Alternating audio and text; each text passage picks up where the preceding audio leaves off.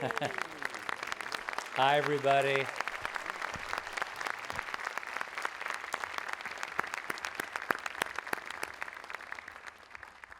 I'm Bill Kramer, CEO of the Academy, and welcome to the David Geffen Theater at the Academy Museum of Motion Pictures.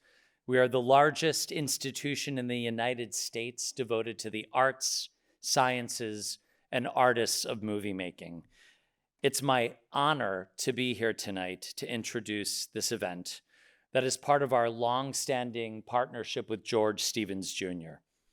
Our George Stevens Lecture on Directing started in 1982 with Robert Benton and Faye Kanan. Tonight, we are thrilled to have director, writer, and producer Christopher Nolan here with us.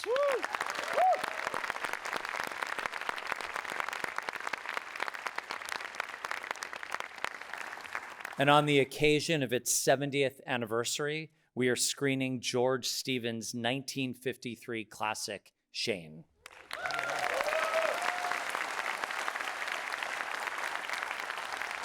I'd like to thank Paramount for this beautiful 2K DCP restoration of Shane, George for his ongoing support, and Christopher for joining us tonight and for all of his incredible support and Emma support of the museum.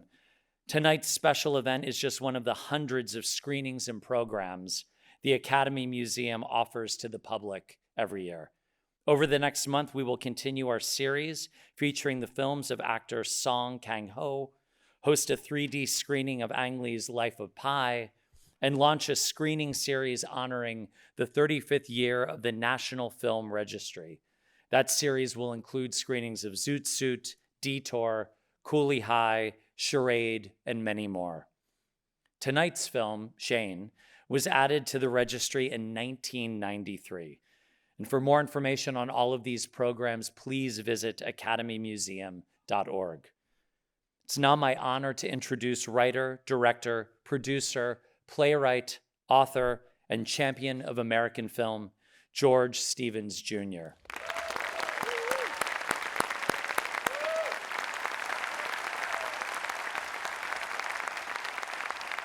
He's been a member of the Academy since 1959, and now we are proud to have his professional papers in our Margaret Herrick Library and his films and television shows in our Academy archives. George was the founding director of the American Film Institute and the creator of the Kennedy Center Honors.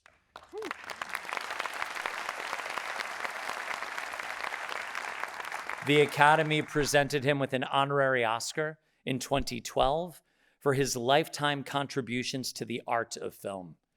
In presenting the award, Sidney Poitier said, "I had the unique privilege of being directed by both George in Separate but Equal and by his father in The Greatest Story Ever Told. When I worked with him, I immediately understood how George feels about film. To him, it is an art." He is truly remarkable and a great friend to the Academy and the entire filmmaking community. Please join me in welcoming George Stevens Jr.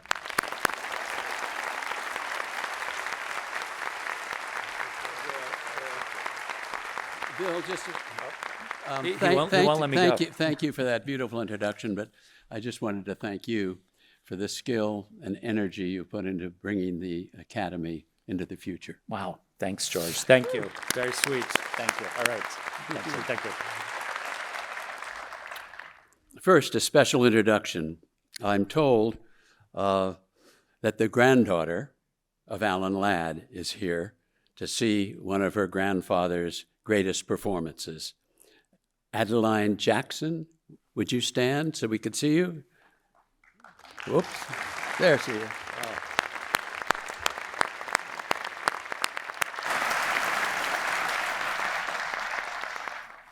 If I may, on a personal note, the Stevens family, as Bill said, has a long history with the Academy. Papers from my great-grandmother, Georgia Woodthorpe, are here in the Stevens family collection. She is remembered as the youngest Ophelia to play with America's greatest Hamlet, Edwin Booth. And she is also the one who started 5 generations of Stevenses in show business. My wife Elizabeth and my son Michael. Michael was a fine man, a director, writer, producer, a storyteller. And on many occasions he stood where I stand introducing a distinguished lecturer for the George Stevens Lecture. Michael left us in 2015, and we remember him tonight with surpassing fondness. In that spirit, I would like to introduce David Stevens, Michael's brother, a psychologist and educator. We like to say that David is the first Stevens in over 100 years to earn a living in the real world. He too has a creative gene, and he joined Bill Kramer and me a year ago when we planned this restarting of the Stevens Lecture after COVID. David, would you please just stand and take a little bow? Thank you very much.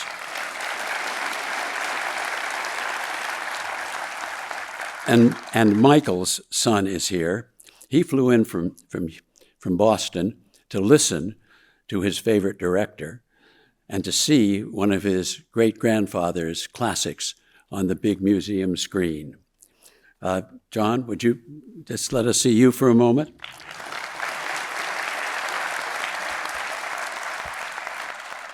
Now, in 1952, I went to the Oscars with my father. He was driving the car. His mother, Georgie Cooper, the actress, was in the back seat, along with my mother. At the Pantages Theater, I sat next to him. Joseph L. Mankiewicz came onto the stage. Joe had won the Oscar for All About Eve for directing the year before.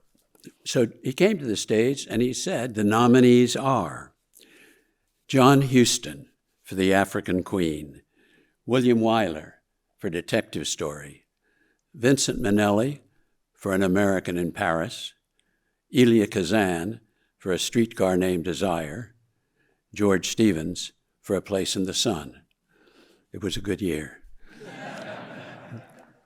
Now, I would not be here telling you this story if Dad's pal John Huston had won or Willie Wyler. But riding home in the car that night, the Oscar was on the seat between us. And I have never forgotten that my father looked over to me and he said, you know, he said, we'll have a better idea what kind of a film this is in about 25 years. He was talking about The Test of Time. Now, in 1952, he had no way of knowing that the 19-year-old listening to him would one day be the founder of the American Film Institute or the creator of the Kennedy Center Honors. But both of those are centered on the arts and the test of time. Now, in that spirit, it's so fitting that tonight we have Christopher Nolan with us, a filmmaker who is making movies that we have every reason to believe will stand the test of time. They are films that display craftsmanship, high aspiration, and integrity, qualities that Christopher shares with George Stevens. I was told that Chris would like his introduction to be brief, so I will not recite titles from Memento through Interstellar by way of Dunkirk to this audience who is very familiar with those titles. I will simply say I'm proud to introduce a man who gives us so much to think about as he plays with time and entertains us with his special brilliance, Christopher Nolan.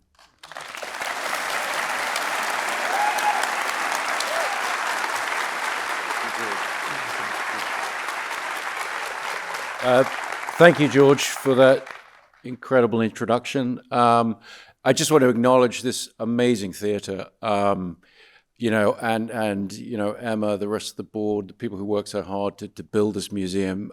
It'll be a lot of years before I start to take this for granted. It's a really incredible space. So thank you to all of you who made this happen. My own father was a very creative man, but he worked in advertising, not in film. He wasn't a film buff per se. So when he would tell me about things in movies that had struck him, I remember them all. They landed with me, and I'm 53, so there was no home video around at the time these conversations started. So it would sometimes take me years to catch up with particular things, whether it's sort of watching Lawrence of Arabia and feeling thirsty when they're going through the desert, things like that, that I would get to experience later on in life. And some of those things, like the stereophonic sound of the birds in Alfred Hitchcock's The Birds, maybe weren't quite as dramatic for me as they had been for him when he first experienced them, or Laurence Olivier using the sound of a heartbeat to accompany the ghost in his Hamlet, things like that. But there's one moment that he told me about for years, told me the sort of significance of, that absolutely had the same impact on me. And that's a moment in the film you're about to see. I don't know how to handle spoilers with this kind of lecture, so maybe if I do this as I'm about to say something, those of you who haven't seen Shane can cover your ears. I don't know. But there's a moment in this film where Jack Palance shoots Elijah Cook Jr. and it's a moment that Sam Peckinpah then famously said, this is when things started to change. It's the first time that the decision by the filmmaker had been made to try and show the kinetic force of a gunshot, of what a bullet would do to a human being, to try and represent, almost metaphorically, the violence of that moment. And George Stevens referred to it as a Holocaust.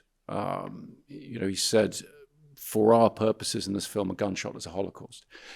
And he should know, because he was there at the liberation of Dachau and fearlessly filmed what was found there to be used in evidence at the Nazi trials in Nuremberg.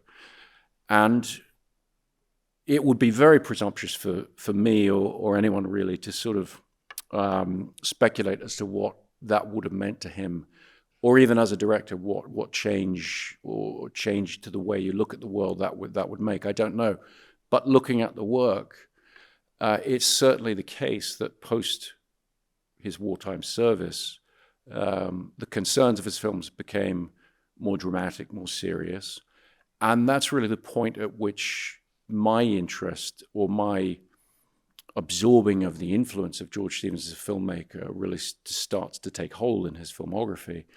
And so when George asked me to speak tonight, I thought about, well, why me? What's the influence of Shane, in particular, on my filmography? And what I first went to was the moment where I showed the great Alan Horn, then at Warner Brothers, the ending of The Dark Knight at script stage, and he took one look at it and said, "But it's Shane." Sorry, that is a spoiler too, actually. To which I said, "Well, Alan, no one's going to know that but movie critics and film buffs, and they love that shit." And I also said, and it worked for Shane, right? So, and Alan wasn't wrong. A lot of people called me out on it, but they seemed to take it in the spirit of homage in which it was intended. Similarly, when we came to shoot Oppenheimer in New Mexico and we had to build Los Alamos, my designer, Ruth de Jong, and myself, we were up there laying out stakes of how we were going to build the town, and all the time thinking about Shane and about the relationship of the town that was built there with the mountain range. It's a very, very difficult thing to try and incorporate landscape and weather and all of these elements into the frame in such a way that the audience is always aware of it. And it felt important to the story we were making, just as I think it's very important to the story that George Stevens was telling in Shane. There's a relationship in this film between the landscape and what's going on in the story, and the pathetic fallacy of the weather and the dramatic events of the story that I think is as strong as any in films. And I gather, I mean, from what I've read in George's book about the making of it and so forth, I gather that there was a lot of time waiting for the weather to be right, incorporating particular changes. The moment I was referring to between Jack Palance and Elisha Cook Jr., if you look at what the weather is doing in that moment, the way the light's changing, it's a very, very radical approach to putting together a moment like that. And those are the kind of things that I felt, were connections that I had made with this film and my work. But as I've thought about this screening and about talking about it, I realized that I think, for me, the influence of George Stevens, not so much consciously, but over time, as I look at my own work and what I'm trying to do, and I look at what he achieved with this film, I think it comes back more to, I suppose, a sense of ethics, really. It connects really with a moment that I had when I was making a film called Insomnia with Al Pacino and Robin Williams and Hilary Swank. And in pre-production on that film, Al said to me, "Have you seen A Place in the Sun?" And I hadn't. And he said, "Okay, you should really watch it in relation to this film." And without getting into the detail of that, generally when a collaborator on a film is telling you to watch a prior movie or another filmmaker's film, it's usually something to do with a stylization, a technique, those kind of things. But in that moment, very clearly, it was to do with the ethics of the film, the worldview it presents. And that's where George Stevens sits in the canon.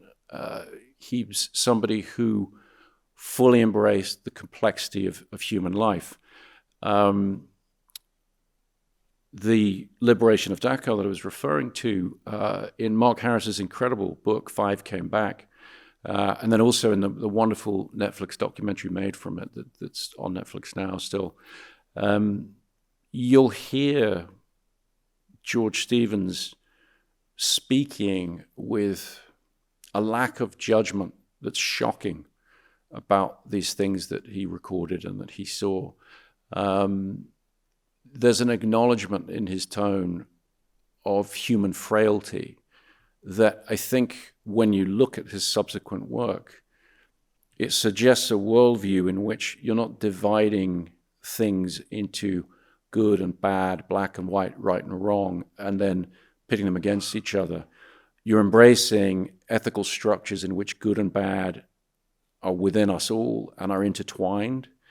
And what that's allowed him to do, and allows him to do in Shane, I think, is use the conventions of the Western and not subvert them and not play counterpoint to them, but allow the situations, the relatively simple situations, to live and breathe with an understanding of human nature, the dark and the light in human nature, in a very non-judgmental way. And if that sounds a bit abstract, I would point to the moment where Shane is teaching a young boy how to shoot, and the mother comes upon this scene, and there's a discussion of violence there that many filmmakers have tried to emulate, myself included, and we all sort of wind up somehow being too didactic, too judgmental, trying to make too much of a point. I think the only time I've seen that moment almost as gracefully done as that is probably Peter Weir's Witness, the scene between Harrison Ford and Kelly McGillis, where the young boy, played by Lucas Haas, has discovered his gun, and they do their moment, their Shane moment, and I think they do it with great grace.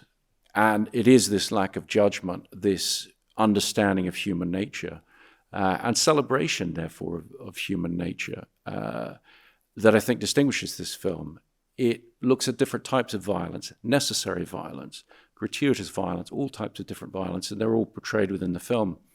And I think it was many, many years before any filmmaker really was able to tap into that, that sort of Is it a Western? Is it a revisionist Western? There are plenty of arguments online about this film along those lines, and they speak to that essential thing that I think really wasn't, I think, until Clint Eastwood made his masterpiece Unforgiven, that we see a film that obeys the conventions of the genre, indeed embraces them, and yet has more to it, and yet is embracing of the contradictory human impulses that arise from the situations that are developed, and treats them with gravity and seriousness.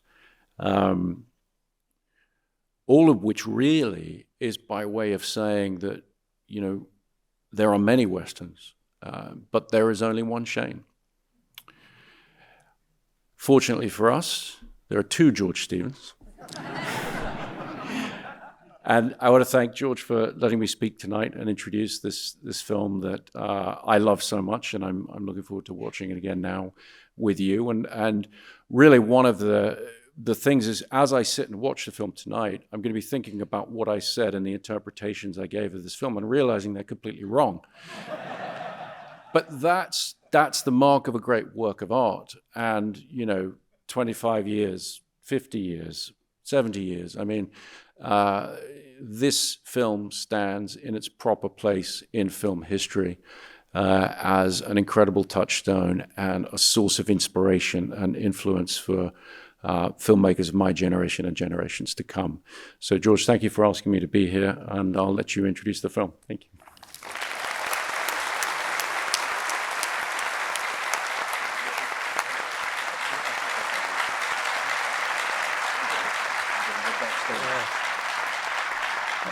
Well, the idea of the George Stevens lecture, that epitomizes what one would hope for. A gifted and thoughtful man, a filmmaker, speaking with such insight. So now it's up to you. My father, I often say the most important thing I learned from my father was to respect the audience. So it's your turn. Here is Shane.